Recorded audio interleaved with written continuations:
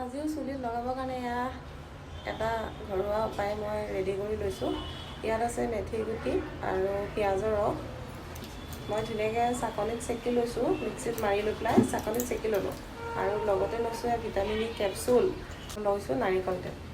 অলপ নাৰিকল তেল দি দিওঁ ইয়াত এতিয়া। আৰু ভিটামিন ই কেপচুলটো খুলি লওঁ।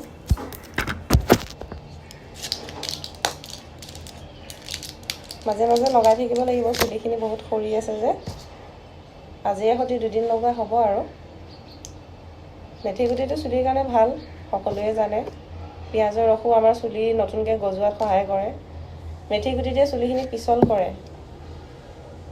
আৰু বহুত ঢেৰ কিবাকিবি উপকাৰী আছে বাৰু, মই ইমান ভালকৈ ক'ব নাজানো এতিয়া। মানে ভিডিঅ'টো বনোৱাৰ সময়ত মনত নপৰেতো। বাকী সময়ত মনত পৰিলেও ভিডিঅ' বনোৱাৰ সময়ত মোৰ একোৱে মনত নাথাকে, পাহৰি যাওঁ মই। হয় কওক। এইখিনিতে হাতেৰে ধুনীয়াকৈ মিক্স কৰি ল'ম, লৈ পেলাই চুলিত এপ্লাই কৰিম। এইদৰে চুলি গুৰিত তেনেকৈ এপ্লাই কৰি দিলে হয় আৰু। চুলি গুৰিত ধুনীয়াকৈ এনেকৈ সানি পেলাই অকণ মাছাজ কৰি দিব লাগে আৰু।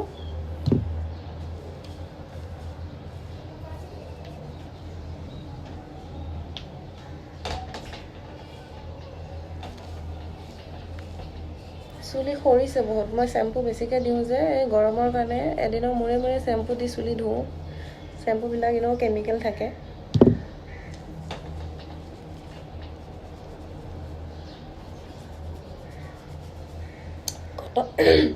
কটনৰ দি নলগালোঁ আৰু।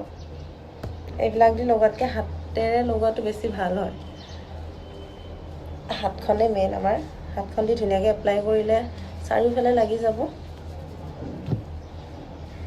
মই 2টা স্প্ৰে বটল অৰ্ডাৰ কৰিছোঁ, আৰু কিবাকিবি মানে লগাম মই স্প্ৰে বটলত ভৰাই পেলাই। সেইবিলাক পাছে পৰে আপোনালোকক দেখাই থাকিম।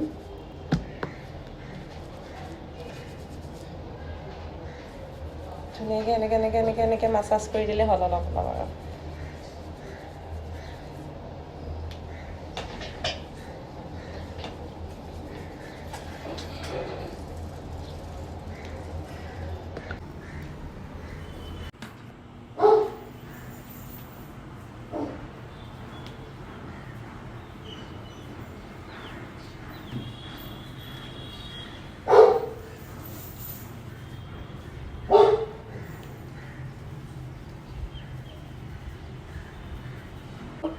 যিমানে আপোনালোকে পাৰ্লাৰত ঠিক কৰিব নাযাওক কেলে, ঘৰুৱা যদি উপায় আপোনালোকে এপ্লাই নকৰে, চুলি কেতিয়াও ঠিক নহয়। কিছুমান আমাৰ ঘৰতে বহুত সামগ্ৰী আছে, যি সামগ্ৰীয়েদি আমি চুলি বহুতখিনি ভাল কৰিব পাৰোঁ, কিন্তু আমি এলাহতে মৰোঁ। পাৰ্লাৰত গৈ পইচাকেইটা এনেই খৰচা কৰোঁ। কিন্তু ঘৰত যদি আমি টাইম উলিয়াই পেলাই আমি যদি ঘৰতে এইবিলাক বস্তু এপ্লাই কৰোঁ, তেনেহ'লে চুলিখিনি আমাৰ নিশ্চয় ভাল হ'ব। এই চাওকচোন, লগাওঁতে চুলি সৰিছে এতিয়া। লগাই আছোঁ যে চুলিখিনিত, একদম চুলিখিনি পিছল পিছল লাগিছে। মাইনাক লগাই দিম দেই।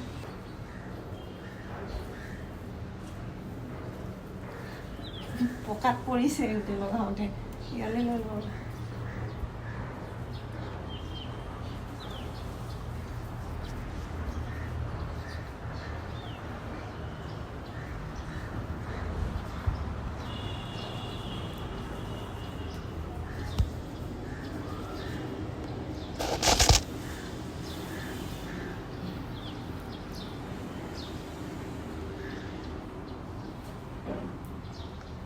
এতিয়া ধুনীয়াকৈ মই 1 ঘণ্টামান এনেকৈ চুলিখিনি বান্ধি থৈ দিম।